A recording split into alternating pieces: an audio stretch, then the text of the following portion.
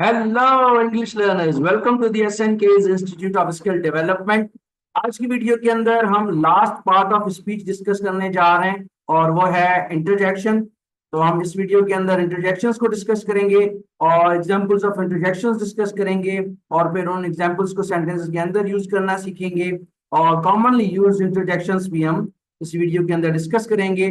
तो अगर आपने प्रीवियसली हमने जो सारे पार्ट्स ऑफ स्पीच के जो वीडियोस बनाए हैं, अगर वो आपने मिस कर दिए हैं तो काइंडली उनको विजिट करें, do check them in order to improve योर knowledge about the parts of speech. So not taking much of your time, let me share my computer screen with you.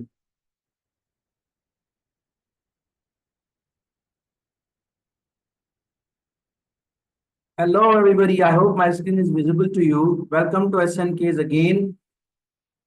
So the agenda of our today's class is what is interjection. आज हम discuss करेंगे कि interjection क्या होता है, ठीक है, और ऑब्जेक्टिव्स क्या होंगे। इस वीडियो को कंप्लीटली देखने के बाद, इस लेक्चर को कंप्लीटली अटेंड करने के बाद आप क्या सीख पाएंगे। At the completion of the class students will be able to, आप इस काबिल हो जाएंगे कि explain the term interjection. Interjection जो टर्म है उसको अपने अल्फाज में एक्सप्लेन कर पाएंगे। Write sentences using examples of interjection in their own sentences. और जो एग्जांपल्स हम पढ़ेंगे इंटरजेक्शंस की, उनको आप अपने सेंटेंसेस के अंदर यूज करना भी सीख जाएंगे।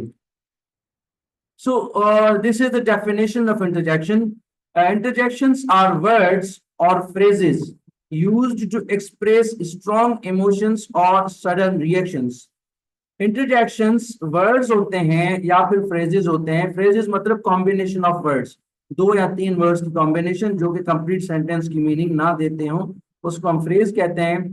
तो इंटरजेक्शंस वो वर्ड्स और फ्रेजेस होते हैं जो स्ट्रॉन्ग इमोशंस या सडन रिएक्शंस को जाहिर करने के लिए हमारी हेल्प करते हैं और सडन रिएक्शंस को ये जाहिर करते हैं। This is the use of interjection. या फिर हम ये कह सकते हैं कि ये इंटरजेक्शन की डेफिनेशन है कि ये स्ट्रॉन्ग इमोशंस और सडन रिएक्शंस को जाहिर करते हैं। Okay, they often stand alone and are punctuated with an exclamation mark or a comma. कह रहा है कि ये ज्यादातर इनको हम बगैर जुमले के मतलब अकेले भी इंटरजेक्शंस इस्तेमाल होते हैं। इनको अगर हम सेंटेंस के अंदर इस्तेमाल नहीं करते तो ये जो इंटरजेक्शंस हैं ये अकेले भी इस्तेमाल होते हैं, ठीक है।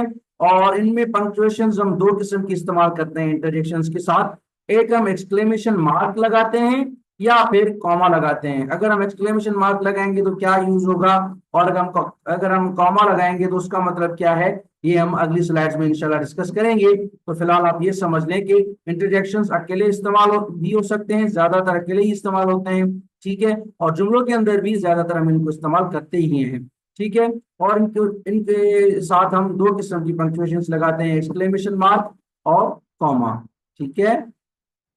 These are the examples of interjections, जैसा कि वाओ ये देख सकते हैं आप, एक एक्सक्लेमेशन मार्क है, आउच, ठीक है, ओह नो, ठीक है, और हुर्रे। ये और भी बहुत सारे एग्जांपल्स हैं। ये हम टाइप्स ऑफ वीडियोस के ऊपर भी एक जो है वीडियो बनाएंगे तो उसके अंदर हम ये डिस्कस करेंगे कि कौन सा जो इंटरजेक्शन है वो कौन सा टाइप है। तो फिलहाल आप ये समझ लें, these are the few examples of interjections, ठीक है। अब हम कैरेक्टरिस्टिक्स डिस्कस करेंगे कि इंटरजेक्शंस की क्या कैरेक्टरिस्टिक्स होती हैं। दीज आर ऑफ्टन शॉर्ट, ये शॉर्ट होते हैं मतलब स्मॉल होते हैं, जैसा कि आपने ऊपर एग्जांपल्स में देखा, वाओ, आउच। तो ये सारे मतलब ऑफ्टन शॉर्ट होते हैं और एक्सक्लेमेटरी होते हैं। एक्सक्लेमेटरी मतलब ये कोई स्ट्रॉन्ग इमोशन या सडन रिएक्शन को जाहिर करते हैं। कैन स्टैंड अलोन और appear with in a sentence, ये अकेले भी इस्तेमाल हो सकते हैं, अकेले भी जो है वो इनको हम यूज कर सकते हैं, और जुमलों के साथ भी, सेंटेंस के साथ भी हम इनको इस्तेमाल कर सकते हैं। तीसरी कैरेक्टरिस्टिक है कि express emotions such as surprise, ये इमोशंस को जाहिर करते हैं। कौन से इमोशंस, मिसाल के तौर पर सरप्राइज को, जॉय को, पेन को और एक्साइटमेंट। तो ये सारे जो है वो इन इमोशंस को, ये कैरेक्टरिस्टिक्स जो है वो जाहिर करते हैं। अच्छा, फिर बात आती है पंक्चुएशन कि हम इनके साथ पंक्चुएशन जो है वो कौन सी यूज करते हैं। पहले मैंने आपको बता भी दिया है पहली स्लाइड पर, usually followed by an exclamation mark. Interjections usually ज्यादातर एक्सक्लेमेशन मार्क उनके साथ इस्तेमाल होता है to emphasise the emotion, emotion के ऊपर जोर देने के लिए हम जो है वो इनके साथ पंक्चुएशन एक्सक्लेमेटरी मार्क पंक्चुएशन के तौर पर इस्तेमाल करते हैं, और may be followed by a comma when the interjection is not strongly emphasised. जब हम इमोशन को ज्यादा जो है वो एम्फसाइज नहीं करते, उसके ऊपर ज्यादा जोर नहीं लगाते, तो वहां पर हम इंटरजेक्शन के बाद एक कॉमा भी इस्तेमाल कर सकते हैं। तो ये इस किस्म का भी एक क्वेश्चन आ सकता है। मिसाल के तौर पर कोई सेंटेंस आपको एमसीक्यूज के फॉर्म में दे दे और उसके साथ कोई एक्सक्लेमेशन मार्क लगा दे इंटरजेक्शन के साथ, और आपसे पूछे कि ये स्ट्रॉन्ग इमोशन को जाहिर कर रहा है, वीक इमोशन को जाहिर कर रहा है, या किसको जाहिर कर रहा है, तो अगर तो उसके साथ स्ट्रॉन्ग जो है वो एक्सक्लेमेशन मार्क है तो आपने उसको स्ट्रॉन्ग इमोशन कर देना है। अगर उसके साथ कॉमा है तो आपने उसको वीक इमोशन या फिर स्ट्रॉन्गली वीक इमोशन आप उसके साथ कर सकते हैं। Okay, these are the rules of using punctuation with the interjections. अच्छा, फिर हमने ऊपर जो एग्जांपल्स पढ़ी, आपको पता है कि मैं सेंटेंसेस में यूज करना लाजमी सिखाता हूँ स्टूडेंट्स को, ताकि उनको एप्लीकेशन लेवल ऑफ नॉलेज और क्रिएटिविटी लेवल ऑफ नॉलेज आ जाए। ठीक है, तो पहले पहले हमने ऊपर एग्जांपल पढ़ी थी वाओ, तो देखें ये उसके ऊपर जो है वो सेंटेंस बना हुआ है, wow what a beautiful sunset. अब यहाँ पर वाओ जो है वो स्ट्रॉन्ग इमोशन को जाहिर कर रहा है, क्योंकि इसके साथ एक एक्सक्लेमेटरी साइन लगा हुआ है, एक्सक्लेमेशन मार्क, ना कि इसके साथ एक कॉमा लगा हुआ है। अगर यहाँ पर कॉमा होता तो उसको हम नॉर्मल जो है वो इंटरजेक्शन कंसिडर करते और ज्यादा एम्फोसाइज जो है वो इमोशन के ऊपर ना होता। फॉर एग्जांपल मैं इसको अगर एक्सक्लेमेशन मार्क के साथ भी पढ़ के बताता हूँ आपको, और अगर कॉमा आता तो कैसे पढ़ सकते थे इसको, वो भी जो है मैं आपको अभी पढ़ के बताता हूँ। मिसाल के तौर पर यहाँ पर एक्सक्लेमेशन मार्क है, और तो इसका मतलब ये हुआ कि यहाँ पर स्ट्रॉन्ग इमोशन है, तो उसको हम कैसे पढ़ेंगे, wow what a beautiful sunset. ठीक है, तो उस वाव के ऊपर स्ट्रेस आएगा। वहीं पर अगर यहाँ पर वाव के साथ कॉमा आता तो हम इसको कैसे पढ़ते, वाव व्हाट अ ब्यूटीफुल सनसेट, मतलब ज्यादा स्ट्रॉन्ग इमोशन नहीं है। ठीक है, इसी तरह से दूसरी एग्जांपल की ऊपर हमने देखी आउच, तो आउच आई स्टब्ड माय टो। ठीक है, मतलब ये इमोशन जाहिर कर रहा है और कह रहा है कि मैंने अपना जो टो है पैर का, वो किसी चीज में लगा दिया, ज्यादातर किसी फर्नीचर के पैर को उसकी टांग के साथ जब हमारा टो लग जाता है उसको हम स्टफ्ड कहते हैं। इसका मतलब हिट भी हो सकता है, हिट माय टो। ठीक है, oh oh I didn't see you there, for example कोई कह रहा है कि oh I didn't see you there, मैंने आपको वहां नहीं देखा था। Oh no I forgot my keys at home, तो ओह नो ये इमोशन है।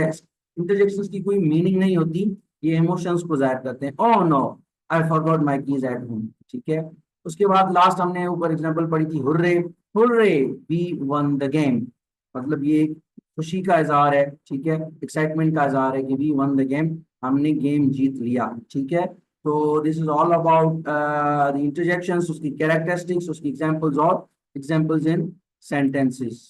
तो these are the common interjections जो हम ज्यादातर इंग्लिश में या फिर डेली लाइफ में यूज करते हैं, अगर हम इंग्लिश बोल रहे होते हैं।